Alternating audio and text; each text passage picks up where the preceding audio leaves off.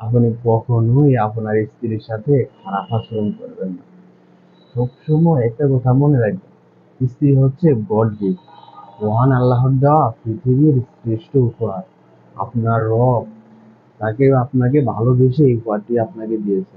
আপনার জন্য এই উপহারটি উপযুক্ত এবং আপনার জন্য সবচেয়ে বেস্ট ভালো তিনি মনে করেছেন, তাই তিনি আপনাকে উপহারটি দিয়েছেন।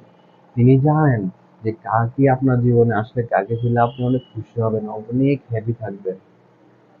তাই তিনি যাকে আপনার জন্য ভালো মনে করেছেন তাকে আপনার জন্য উপহার হিসেবে দিয়েছেন। এই জন্য কখনো আপনার স্ত্রীর সাথে খারাপ আচরণ করবেন না। সবসময় একটা কথা মনে রাখবেন, স্ত্রী হচ্ছে গড গিফট, মহান আল্লাহর দেওয়া পৃথিবীর শ্রেষ্ঠ উপহার। আর এই উপহারটি আমার রব আমাকে দিয়েছে, কোনো সাধারণ যেন তেন উপহার নয়।